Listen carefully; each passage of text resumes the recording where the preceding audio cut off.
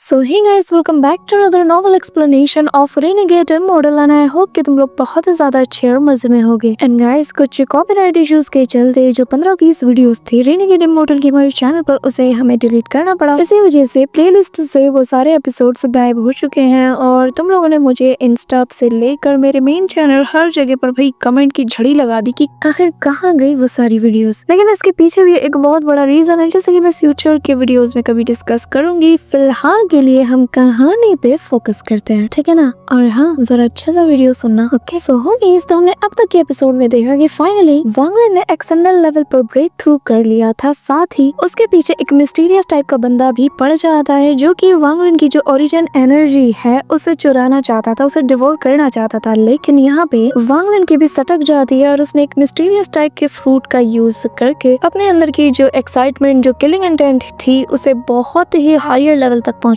दिया, जिस वजह से वांगलिन चलता फिरता एक मॉन्स्टर बन चुका था। और जो कोई भी उसके प्रति हल्का सा भी किलिंग इंटेंट दिखाता था तो वांगलिन उसे वहीं पर मार के ढेर कर देता था। यहाँ पर वांगलिन ने गांव के गांव, शहर के शहर पूरी तरीके से तबाह कर दिए थे और वो इस हद तक रूथलेस हो चुका था कि जैसा कि हमने अभी तक नहीं देखा था। इवन के अपना शूलियू भी उसे देखकर बुरी तरीके से डर के मारे कांपने लगा था कि तभी फायर डीमन कंट्री है, यानी कि एक दूसरी कंट्री, जिसके बॉर्डर पर वांगलिन पहुंच जाता है। और यहाँ का एक जो डीमन जनरल था जो कि बेसिकली डालुओ स्वॉर्ड सेक्ट से बिलोंग करता था, तो ये बंदा जब वांगलिन को सेंस करता है तो वो पाता है कि एक एक्सटर्नल लेवल का कल्टीवेटर जो कि बुरी तरीके से इंजर्ड है और वो उसी के डायरेक्शन में बढ़ता चला जा रहा है। बस फिर क्या, इसके मन में आता है लालच और ये वांगलिन से पंगा लेने के लिए पहुंच जाता है। लेकिन वांगलिन सिंगल हैंड से ही इसे निपटा देता है और ये काम वो इतनी फुर्ती से करता है कि भाई बंदे को पता तक नहीं चलता और यहाँ पर ऑन द स्पॉट उसकी मौत हो जाती है और उसकी जो ओरिजिन सोल थी वो भी वांगलिन अपने पास रख लेता है। इवन कि इस बंदे के पास इतना भी मौका नहीं था कि जो इसका स्वॉर्ड सेंट लिंग तैयार हुआ है उसका दिया हुआ वो लाइफ सेविंग सील भी वो यूज कर पाए। इसी के साथ हम देखते हैं कि वांगलिन आगे बढ़ता है और यहाँ पर उसके आने की भनक के एक मिडिल एज्ड मैन और उसके साथ मौजूद 10 डीमन जनरल्स और साथ ही कुछ वाइस कमांडर एंड चीफ्स भी मौजूद थे, उन्हें भी मिल जाती है। तभी एक बंदा जिसका नाम के लिंग दोंग था वो यहाँ पर उस मिडिल एज्ड मैन से कहता है कि मैं आपसे इजाजत चाहता हूँ कि मैं इस बंदे को ठिकाने लगा दूं, जिस पर उसका वो जो एल्डर था वो भी उसे परमिशन दे देता है। और ये जो डीमन जनरल जिसका नाम के यंग दोंग है, ये वांगलिन की तरफ तेजी से बढ़ने लगता है और जैसे ही वांगलिन थोड़ा सा किलिंग इंटेंट फील करता है तो उसके फेस पर हम एक डेविलिश स्माइल को देख पाते हैं। और अब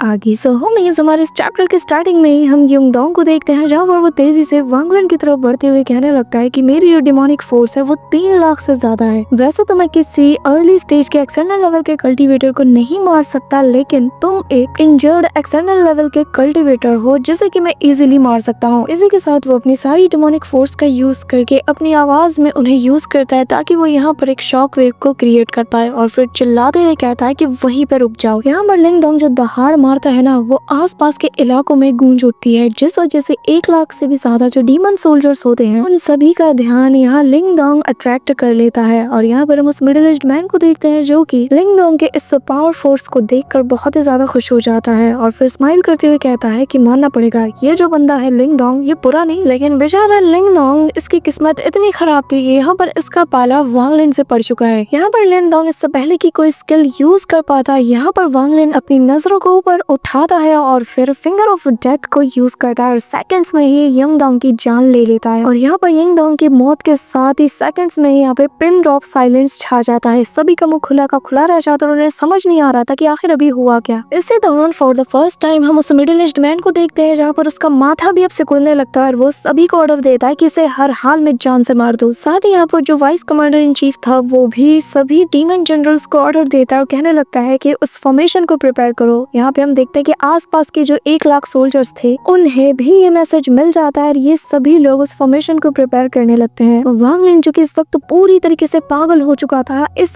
हद तक उसके सिर पे खून सवार था कि उसके अंदर जो 30,000 से भी ज्यादा लाइफ फोर्स सील्स थी, वांगलिन उन सभी को एक्टिवेट कर देता है और ये सारी सील्स किसी ड्रैगन्स का फॉर्म ले लेती है। अब इमेजिन करो कि वांगलिन सामने खड़ा है और उसके आसपास 30,000 से भी ज्यादा जायंट ड्रैगन्स, और मैं एपिसोड में स्पेशली सीन को देखने के लिए बहुत ही ज्यादा एक्साइटेड हूँ। इसी के साथ हम देखते हैं कि वो जो 1 लाख से भी ज्यादा डीमन सोल्जर्स थे ये सभी लोग उस फॉर्मेशन का यूज करते हैं और हमें बताया जाता है कि बेसिकली अगर 1 लाख से भी ज्यादा डीमन सोल्जर्स हो तो ये अपनी डेमोनिक एनर्जी को आपस में फ्यूज करके एक एक्सटर्नल एक्सटर्नल लेवल के कल्टीवेटर को भी मात दे सकते हैं। लेकिन इन बेचारों की किस्मत की यहाँ पर एक एक्सटर्नल लेवल का कल्टीवेटर वांगलिन है। और अगर तुम्हें एक सिंपल हिंट दूं तो वांगलिन भले इस वक्त एक्सटर्नल लेवल के अर्ली स्टेज पे है, लेकिन वांगलिन जो ट्रेजर्स, जो स्पेल्स, जो टेक्निक्स पोजेस करता है, अगर उसके बेस पर इसकी कल्टीवेशन को जज किया जाए ना तो ये इजीली एक एक्सटर्नल लेवल के लेट स्टेज के बंदे को भी टक्कर दे सकता है। यहाँ पे हम देखते हैं कि जो डीमन जनरल्स थे 10 वो भी वांगलिन की तरफ रश करते हैं, पर तभी वांगलिन जैसे ही अपने ऊपर किलिंग इंटेंट को फील करता है ना, वो यहाँ पर अपनी अब तक की सबसे खतरनाक टेक्निक यानी कि अंडरवर्ल्ड फिंगर का यूज करता है, जो कि सीतोनन ने सिखाया था। और इस वक्त तो वांगलिन सीतोनन से भी ज्यादा डेमोनिक बन चुका है, साथ ही उसके पास डीमन गॉड की भी पावर्स हैं, ऊपर से एक्सटर्नल लेवल की कल्टीवेशन पावर भी इसमें है। तो अब अंदाजा लगा लो कि वांगलिन के इस अंडरवर्ल्ड फिंगर की ताकत क्या होगी। जिसके बाद हम देखते हैं कि वांगलिन की अंडरवर्ल्ड फिंगर एक्टिवेट हो जाती है, लेकिन वांगलिन की जब ओरिजिन सोल और उसका डोमेन आपस में फ्यूज हुआ था तो इसकी पावर और ज्यादा बढ़ चुकी थी। इसी के साथ हम देखते हैं कि वहाँ पर पानी की एक बहुत बड़ी सी लहर छा जाती है, और जो कि 1 लाख से भी ज्यादा जितने भी डीमन सोल्जर्स थे इन सभी को अपने अंदर समा लेती है। साथ ही वहाँ का एटमॉस्फेयर भी चेंज होने लगता है और वांगलिन के ऊपर उसका लाइफ एंड डेथ डोमेन भी एक्टिवेट हो जाता है। इसी के साथ हमें बताया जाता है कि वांगलिन का ये जो अंडरवर्ल्ड रिवर है ये एक ऐसी चीज है जिसे कि हेवन ने नहीं बनाया, ये खुद का वांगलिन का क्रिएट किया हुआ टेक्निक है जिसे कि सिर्फ वांगलिन कंट्रोल करता है। साथ ही हमें बताया जाता है कि वांगलिन ने अंडरवर्ल्ड फिंगर का यूज करके इस अंडरवर्ल्ड रिवर को बनाया है। यहाँ पे हम देखते हैं कि जितने भी डीमन जनरल्स थे वो तो पूरी तरीके से दंग रह जाते हैं। साथ ही हम उस मिडिल एज्ड मैन को देखते हैं जहाँ पर वो भी डर के मारे अपने कुछ कदम पीछे लेने लगता है, और उसके चेहरे का रंग ही बता रहा था कि इस वक्त उसके दिल में क्या खौफ है। और वो हैरानी के साथ देखकर कहने लगता है कि ये लड़का जो सिर्फ अभी एक्सटर्नल लेवल पर है, यकीन नहीं होता कि इसके पास इतनी टेरिफाइंग दाव है, इतनी ज्यादा टेरिफाइंग दाव कि ये अपना खुद का अंडरवर्ल्ड रिवर क्रिएट कर सकता है। और इस टाइप की कल्टीवेशन को देखकर ही बताया जा सकता है कि ये हेवेंस दाव के बिल्कुल एज पर पहुंच चुका है, यानी कि ये सेकंड स्टेप पे है। सभी लोग हैरान थे और वो आगे बताने लगता है कि अपनी दाव का यूज करके एक रीइंकार्नेशन साइकिल बनाना, वो भी अंडरवर्ल्ड रिवर के जरिए से, वाकई में ये कोई ऑर्डिनरी पर्सन तो हो ही नहीं सकता। यहाँ पर वांगलिन भी अच्छे से जानता था कि वो क्या कर रहा है, लेकिन वांगलिन के इस दाव का ये जो कॉन्सेप्ट है ये अभी भी बहुत वीक है, क्योंकि इसमें बस वांगलिन ने अपने 10 साल ही लगाए हैं और वांगलिन ने उस सेलेस्टियल एक्सेशन फ्रूट को खाया है। साथ ही उसके बॉडी के अंदर इस वक्त तो भरपूर मात्रा में सेलेस्टियल स्पिरिचुअल एनर्जी भी है, जो कि वांगलिन के इस कॉन्सेप्ट को और ज्यादा पावरफुल बना रही है। अब अगर तुम लोग सोच रहे हो कि मैं तुम्हें इतना डिटेल में क्यों बना रही हूँ, तो वो इसलिए क्योंकि आगे जो चैप्टर्स तुम देखने वाले हो ना उसमें इस चीज का भरपूर यूज होने वाला है, क्योंकि वांगलिन का टक्कर बहुत बड़े बड़े पावरफुल एनिमी से होने वाला है। तब तुम्हें ये जो सारी टेक्निक्स है, ये जो सारी स्पेल्स अभी तक वांगलिन के हम देखते आए ये बहुत ही ज्यादा छोटी लगने लगेंगी। इसी के साथ हमें बताया जाता है कि वांगलिन के लिए ये स्टेप बहुत ही ज्यादा इंपॉर्टेंट है, क्योंकि इसके बाद वो अपने खुद के दाव को कल्टीवेट करेगा। ना वो हेवन, ना अर्थ, ना इमॉर्टल, ना ही किसी और के दाव को वो कल्टीवेट करेगा, बल्कि अपने खुद के बनाए हुए दाव को वो कल्टीवेट करेगा और एक दाविस्ट बन जाएगा। इसी के साथ वांगलिन का ये जो अंडरवर्ल्ड रिवर है वो उन सारे डीमन जनरल्स को अपने अंदर समा लेता है और वांगलिन भी इसके अंदर टेलीपोर्ट हो जाता है और अपनी लाउड वॉइस से कहने लगता है कि यहाँ पर जो कोई भी मेरे प्रति थोड़ी सी भी किलिंग इंटेंट रखेगा मैं उसे इस दुनिया से ही मिटा के रख दूंगा। इसी के साथ वांगलिन की ये जो पावरफुल वर्ड्स होते हैं ये इस रिवर के साथ फ्यूज होने लगते हैं और जैसे इसको पावर दे रहे थे, जिस वजह से वांगलिन का ये जो अंडरवर्ल्ड रिवर है जो कि रीइंकार्नेशन साइकिल की तरह काम करता है और इस दुनिया से ही इन 10 डीमन जनरल्स को मिटा के रख देता है। इसी के साथ वांगलिन बाहर आता है और सिटी की तरफ बढ़ने लगता है। साथ ही जो उसके स्लॉटर आर्ट था यानी कि 30,000 से ज्यादा वो ड्रैगन वो सारे के सारे डीमन सोल्जर्स को भी मार देते हैं और फिर उनके अंदर से बनी हुई वो लाइफ फोर्स सील अब वांगलिन के पास वापस आने लगती है और वांगलिन का ये जो बैडास लुक होता है ना, ये देखकर इस मिडिल एज्ड मैन की भी रूह कांप उठती है और वो वहां से रिट्रीट करने लगता है। साथ ही वो यहाँ पर एक ब्लैक बोन का यूज करने लगता है। मन में कहता है कि ये बंदा और मैं, हम दोनों ही एक्सटर्नल लेवल के कल्टीवेटर्स हैं और जो कि अर्ली स्टेज पर है, लेकिन हम दोनों के बीच का जो पावर गैप है इसे मैं बयान नहीं कर सकता और इसका ये अंडरवर्ल्ड रिवर ये इस हद तक टेरिफाइंग है कि खुद एक एक्सटर्नल लेवल के पीक का कल्टीवेटर भी इसके आगे हार मान ले। इसी के साथ वो यहाँ पर एक ब्लैक बोन को क्रश करता है जिसके जरिए से उसके अंदर से ब्लैक कलर की फॉग निकलती है और वो इस बंदे को टेलीपोर्ट करके सीधा कैपिटल में ले जाता है। वहीं दूसरी तरफ हम वांगलिन को देखते हैं जहाँ पर वो सीधे आगे बढ़ रहा था और अपने हाथ को बस आगे उठाता है, जिस वजह से जो slaughter energy 1 lakh demon soldiers के बॉडी में समाई थी ना, वो लाइफ फोर्स सील के रूप में वांगलिन के बॉडी में समाने लगती है। और अब पहले जो वांगलिन के पास 30,000 लाइफ फोर्स सील थी, अब वो सील बढ़ के 1,30,000 लाइफ फोर्स सील बन जाती है। अब यहाँ पर भले ये मिडिल एज्ड मैन टेलीपोर्ट कर जाता है, लेकिन ये जो सेलेस्टियल स्लॉटर आर्ट है वांगलिन का, ये उसे टच कर जाता है और अगले ही पल हम कैपिटल का सीन देखते हैं जहाँ पर एक बहुत ही रेयर टेलीपोर्टेशन अरे ग्लो करने लगता है, जिस वजह से यहाँ मौजूद लोगों को लग रहा था कि यहाँ पर शायद वाइस कमांडर इन चीफ या फिर वाइस कमांडर आ रहे होंगे। पर तभी यहाँ पर एक तेज रोशनी छा जाती है और एक मम्मी की शेप में बंदा वहाँ से ऊपर से गिरता है, लेकिन उसकी आंखें अभी भी खुली थी। और यहाँ पर एक वाइस कमांडर इन चीफ की ये हालत देखकर सभी लोग दंग रह जाते हैं, और जिसका मतलब ये है कि वांगलिन का जो सेलेस्टियल स्लॉटर आर्ट की वो जो ऑरा थी वो इसे टच कर चुकी थी, जिस वजह से एक वाइस कमांडर इन चीफ की मौत हो गई थी। और यहाँ का जो हेड था वो ये नजारा देखकर शॉक था, साथ ही गुस्से से लाल पीला भी हो रहा था। और एक स्प्रिट डीमन कंट्री के अंदर एक वाइस कमांडर इन चीफ की मौत बहुत बड़ी बात है। और हम देखते हैं कि वहाँ का वो जो एम्परर है, यानी कि फायर डीमन कंट्री का वो एम्परर, वो यहाँ पर चारों तरफ अपनी आवाज को फैला देता है और कहने लगता है कि मुझे फर्क नहीं पड़ता कि उस कल्टीवेटर की आइडेंटिटी क्या है, लेकिन उसने मेरे वाइस कमांडर इन चीफ को मारा है, तो अब मुझे वो कल्टीवेटर हर हाल में चाहिए। इसी के साथ हम वापस से वांगलिन को देखते हैं जो कि लगातार आगे बढ़ता रहता है, लेकिन अब कुछ हफ्ते बीत जाते हैं पर वांगलिन को अभी भी वो बैटल ग्राउंड नहीं मिला था जहाँ पर वो जो ब्लैक टावर मौजूद है, साथ ही उसके अंदर वो घोस्टली फिगर भी। अब वांगलिन की जो बॉडी थी वो भी काफी ज्यादा हील हो चुकी थी और ये सब कुछ पॉसिबल हो पाया क्योंकि वांगलिन के पास सेलेस्टियल स्लॉटर एनर्जी था। इसी के साथ हम ब्लैक टावर के अंदर उस घोस्टली फिगर को देखते हैं जहाँ पर इसके सामने एक ओल्ड मैन मौजूद था और ये वही ओल्ड मैन है जिसने की हो बाओ को बचाया था। साथ ही हम देखते हैं कि ये जो घोस्टली फिगर है ये उस ओल्ड मैन से कहता है कि मैं तुम्हें अपने आर्मर की 3 पीसेस दूंगा, मैं तुम्हें अपनी ताकत भी दूंगा, लेकिन किसी भी कीमत पर ये जो कल्टीवेटर है ये यहाँ पे कदम नहीं रखना चाहिए। इसी के साथ वो अपनी आर्मर के कुछ पीसेस उसकी बॉडी की तरफ थ्रो कर देता है, जहाँ पर हम देखते हैं कि उसके आर्मर के पीसेस में से ब्लैक कलर की फॉग निकलती है और इस ओल्ड मैन की जो फोर हेड है उसके अंदर वो समा जाती है। और फिर उस ओल्ड मैन के सामने एक जायंट सा इल्यूजनरी फिगर भी अपीयर होता है जिसका एक हॉर्न था, जिसके साथ ही हम देखते हैं कि ये पावर जो है उस ओल्ड मैन की बॉडी में समा जाती है। और फिर वो जो घोस्टली फिगर था वो इस बंदे से कहता है कि जाओ और जाकर मेरे काम को पूरा करो। यहाँ पर इस ओल्ड मैन की ताकत हद से ज्यादा बढ़ चुकी थी और ये अब किसी इविल बंदे की तरह बिहेव कर रहा था जैसे कि इसे किसी डीमन ने पोजेस कर लिया हो। इसी के साथ वो यहाँ उस एंशिएंट बैटल ग्राउंड में टेलीपोर्ट हो जाता है और चिल्लाते हुए कहता है कि डीमन गार्डियंस मेरे सामने आओ। जिसके बाद यहाँ पर एक तेज डिमोनिक एनर्जी की आंधी चलती है और उस साथ ही आसपास की जमीन भी क्रैक होने लगती है और हम देखते हैं कि इसके सामने एक बहुत ही सुंदर सी लेडी आ जाती है जिसके फोरहेड पर टैटू भी था। और फिर हम देखते हैं कि वो लड़की बहुत ही सॉफ्ट वे में कहती है कि मैं डीमन गार्डियन शीलियान यहाँ पर उपस्थित हूँ। और हम देखते हैं कि ये वही डीमन जनरल है जिससे कि वांगलिन मिल चुका है। इसी के साथ यहाँ पर जमीन को फाड़ते हुए एक ओल्ड मैन भी आता है जो कि यहाँ पर उस ओल्ड मैन की तरफ रिस्पेक्ट देते हुए उसे कहता है कि मैं डीमन गार्डियन अर्थ डेविल भी यहाँ पर प्रेजेंट हूँ। तभी हवा में हम एक ब्लैक क्लाउड को देखते हैं जिसके अंदर 100 मिलियन जितने सोल फ्रेगमेंट्स मौजूद थे और इसने पूरे के पूरे आसमान को कवर कर लिया था। जिसके बाद उन सोल फ्रेगमेंट से यहाँ पर एक नौजवान बन जाता है जिसके पीछे लाखों सोल फ्रेगमेंट्स की आवाजें हमें सुनाई देती है। और हम इस नौजवान को देखते हैं जो कि और कोई नहीं बल्कि हु बाओ होता है और वो कहने लगता है कि डीमन गार्डियन हु बाओ आपको ग्रीट करता है। इसी के साथ ये सभी लोग वांगलिन का शिकार करने के लिए रेडी हो जाते हैं। वही दूसरी तरफ हम देखते हैं कि कुछ दिन और बीत जाते हैं और अब वांगलिन चलते चलते एक वेस्ट लैंड में पहुंच जाता है जहाँ पर आते साथ ही वांगलिन को यहाँ पर एक अजीब सी एनर्जी फील होती है। इतने दिनों तक सेलेस्टियल एक्सेशन फ्रूट के असर में रहने की वजह से वांगलिन का माइंड बहुत ही ज्यादा शार्प हो चुका है, साथ ही उसका डिवाइन सेंसेस भी कई गुना ज्यादा पावरफुल हो चुका है। इसी वजह से हम देखते हैं कि वांगलिन यहाँ पर हल्की से हल्की फ्लक्चुएशन को भी फील कर पाता है कि तभी जमीन को फाड़ते हुए यहाँ पर एक ओल्ड मैन बाहर आता है और आते साथ ही वांगलिन के ऊपर अपना अटैक करने के लिए प्रिपेयर हो जाता है। किलिंग इंटेंट को फील करते साथ ही तुम जानते हो कि वांगलिन को इस वक्त कैसी सनक मची हुई है। ना वो उस बंदे की तरफ देखता है ना वो उसकी डायरेक्शन को सेंस करता है, बस अपना फिंगर ऑफ डेथ उस बंदे की तरफ चला देता है। हम यहाँ पे देखते हैं कि ये ओल्ड मैन वांगलिन के अटैक को देख के ना एक अजीब से स्माइल देता है और फिर उसके अटैक को मुंह फाड़ के स्वॉलो कर लेता है। लिटरली वो यहाँ पर वांगलिन के इस फिंगर ऑफ डेथ को खा जाता है और फिर डकार मारते हुए कहता है कि बच्चे तुम्हारा ये अटैक बहुत ही ज्यादा डिलीशियस है, पर अब जबकि तुमने मुझे इतनी टेस्टी चीज खिलाई है तो मुझे भी तो तुम्हें बदले में कुछ देना होगा ना। जिसके बाद वो अपने हेवन पास का यूज करता है और इसके जरिए से एक वॉल को क्रिएट कर देता है और यहाँ पर इस हेवन पास की मदद से वांगलिन को वो चारों तरफ से घेर लेता है, जो कि एक टाइप की सीलिंग टेक्निक होती है और वांगलिन की बॉडी को वो इसमें श्रिंक करना शुरू कर देता है। यहाँ पे हम वांगलिन को देखते हैं जहाँ पर उसे घंटा फर्क नहीं पड़ रहा था, वो बस अपने आसपास का तमाशा देखे जा रहा था कि तभी हम इस ओल्ड मैन को देखते हैं जो कि कहने लगता है कि तुम्हारे जैसा एक बच्चा जो कि अभी हाल ही में एक्सटर्नल लेवल पे पहुंचा है उसकी गर्मी तो देखो, तुम यहाँ तक चले आए। हाँ, तुम्हें अभी तक किसी ने नहीं रोका क्योंकि तुम्हारी किस्मत अच्छी थी, लेकिन लेकिन अब तुम यहाँ से एक कदम भी आगे नहीं बढ़ा पाओगे। कि तभी यहाँ पे हम उसी फीमेल डीमन गार्डियन को देखते हैं जो कि दूर से वांग लिन को देख रही थी और उस बैरियर को देखकर वो एक कोल्ड लुक देती है। लेकिन तभी वो सोचने लगती है कि अगर ये लड़का इतना ही ज्यादा इजी होता कि बस एक मामूली से बैरियर से इसे मारा जा सकता है तो कभी भी हमारा मास्टर हमें यहाँ पर इसके पीछे नहीं लगाता। यहाँ से वो जाने लगती है, पर तभी वो सोचती है कि अगर ये इजी है भी नहीं तो भी मुझे देखना है कि आखिर ये बच्चा इस बैरियर से बाहर कैसे निकलता है। इसी के साथ हम देखते हैं कि अचानक से यहाँ पर जैसे ही वो जो बैरियर वांग लिन को क्रश करने वाला था तभी यहाँ पर वांग लिन का किलिंग इंटेंट उन वॉल्स को पेनिट्रेट करना शुरू कर देता है। और यहाँ पर वांग लिन का ये जो किलिंग इंटेंट है ये इतना ज्यादा हायर होता है कि आसपास के टेम्परेचर को भी ये रेस करने लगता है, जिस वजह से ओल्ड मैन भी अब सोच में पड़ जाता है और मन में कहता है कि आखिर ये लड़का है कौन। कि तभी हम देखते हैं कि एक रे ऑफ लाइट निकलती है जो कि इस वॉल के 2 टुकड़े कर देती है और इसके बीच से वांग लिन निकलता है। और तभी हम वांग लिन के पीछे उसके 3 स्वॉर्ड्स को देखते हैं, पहला सेलेस्टियल स्वॉर्ड, दूसरा उसका हाफ मून ब्लेड और तीसरा वांग लिन का वो ट्रेजर स्वॉर्ड। इस समय वांग लिन का ये रूप देखकर ना ये ओल्ड मैन भी बुरी तरीके से थर-थर कांपने लगता है और हम वांग लिन की आंखों में फुल किलिंग इंटेंट देखते हैं, जिसके साथ ही हम देखते हैं कि उसके जो ये तीनों ब्लेड्स थे ये तीनों डायरेक्शन में जाने लगते हैं। सबसे पहले हम सेलेस्टियल स्वॉर्ड को देखते हैं जो कि इस ओल्ड मैन के पीछे हाथ धोके पड़ जाता है और यहाँ पे ये ओल्ड मैन उसे देखकर भागने लगता है। वहीं दूसरी तरफ हम देखते हैं कि हाफ मून ब्लेड वो उस लेडी के पीछे पड़ जाता है और वांग लिन के इस रूप को देखकर ये लेडी भी यहाँ से एस्केप करने लगती है, लेकिन हाफ मून ब्लेड इसका पीछा नहीं छोड़ता। इसी दौरान हम उस ओल्ड मैन को देखते हैं जो कि अभी भी सेलेस्टियल स्वॉर्ड से डील कर रहा था। कि तभी जैसे ही वो नजर डालता है सेलेस्टियल स्वॉर्ड पे तो यहाँ पे इसके मन में लालच आता है और वो इसे पकड़ने के लिए आगे बढ़ता है। तो यहाँ पर शू लीग्यू भी उसे दौड़ाते हुए वांग लिन की तरफ ले जाने लगता है, पर तभी यहाँ पर इस बंदे को ख्याल आता है कि शायद वो इसकी जाल में फंस चुका है। इसी वजह से वो यहाँ से रिट्रीट करने लगता है, लेकिन तब तक हम वांग लिन को देखते हैं जो कि सेकंड्स में इसके सामने जाके अपीयर हो जाता है और फिर बिना कुछ सोचे समझे इस बार वो अपने फिंगर ऑफ डेथ का यूज करता है, जिसे देखकर ये जो बंदा था ये वापस इसके अटैक को स्वॉलो करने के लिए अपना मुंह फाड़ता है। लेकिन ये जो ओल्ड मैन था इस बार ये वांग लिन के अटैक को डिवॉर नहीं कर पाता और फिंगर ऑफ डेथ बिना किसी चीज की परवाह किए सीधा इसकी तरफ बढ़ने लगता है, जो देखकर ये ओल्ड मैन तेजी से दहाड़ मारता है। कि तभी हम पीछे उस लेडी को देखते हैं जो कि हाफ मून ब्लेड से डील करने के बाद अब वांग लिन को देखती है, जहाँ पर वांग लिन को वो ऑफ गार्ड पाकर तेजी से उसकी डायरेक्शन में बढ़ने लगती है और मन में सोचती है कि अगर ये थोड़ी देर और ऐसे ही खड़ा रहे तो मैं इसे निपटा दूंगी। यहाँ पे ये लेडी तेजी से वांग लिन की तरफ बढ़ती है और अपना वांग लिन जो कि अपना कॉन्शियसनेस बहुत पहले ही खो चुका था और इस वक्त बस उसके सर पे खून सवार था, वो उस लेडी की तरफ पलटता भी नहीं। उसका हाथ अपने आप अपने बैग ऑफ होल्डिंग पे जाता है और वो निकालता है अपना सोल लैशर और घुमा के सीधा उस लेडी पे चला देता है, जिस वजह से सोल लैशर का एक हिट खाते ही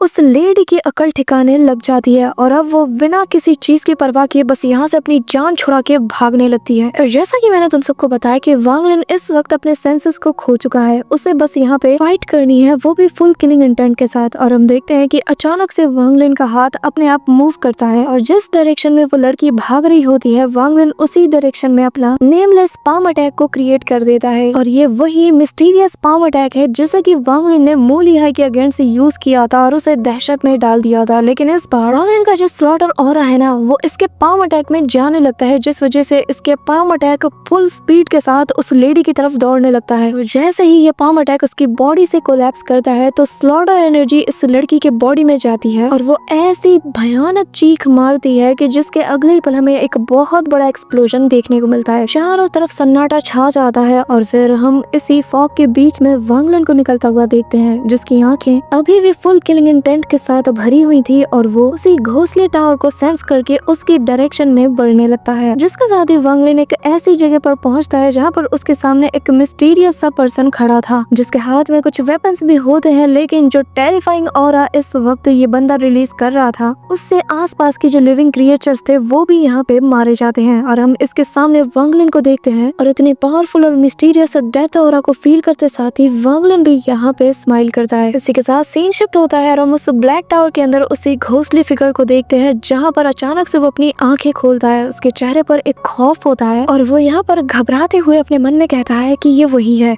ये वही इंसान का पाम अटैक है। यकीन नहीं होता कि ये चीज आज हो रही है, क्योंकि आज से पहले ऐसा कभी नहीं हुआ। कहीं इसका मतलब ये तो नहीं कि इस आदमी का उस आदमी से कोई लेना देना है, और अगर ये लड़का यहाँ पे मौजूद है तो क्या इसका मतलब ये है कि शायद अब वो इंसान भी वापस आ चुका है। सो होमीज, मेरा ये वीडियो बनाने का मन तो बिल्कुल भी नहीं था, लेकिन मैंने तुम लोगों के लिए इस वीडियो को बनाया है, तो एक बार टाइम निकाल कर कमेंट कमेंट जरूर कर देना और बताना कि क्या मुझे रेनेगेड इमॉर्टल की नॉवल को कंटिन्यू करना चाहिए या नहीं, क्योंकि guys a lots of thing happens और जो कि सुनकर ना तुम्हें भी बहुत ज्यादा गुस्सा आएगा। मैं फिलहाल किसी को क्रिटिसाइज तो नहीं करना चाहती, ना ही यहाँ पर किसी का नाम लेना चाहती हूँ। बस यहाँ पे मैं तुम सबसे पूछना चाहती हूँ, मेरे जो ऑडियंस है मैं उनकी राय जानना चाहती हूँ कि क्या मुझे रेनेगेड इमॉर्टल की नॉवल अपने इस चैनल पे कंटिन्यू करनी चाहिए या नहीं। तो अगर इस वीडियो पे 2K लाइक्स और 200 कमेंट्स आते हैं और अगर तुम सभी लोग यही कहते हो कि हाँ मुझे रेनेगेड इमॉर्टल की नॉवल को कंटिन्यू करना चाहिए, तो ही अब तुम्हें इस चैनल पर आगे नॉवल देखने को मिलेगी, नहीं तो फिर मेरी आवाज में रेनेगेड इमॉर्टल की ये आखिरी नॉवल होगी।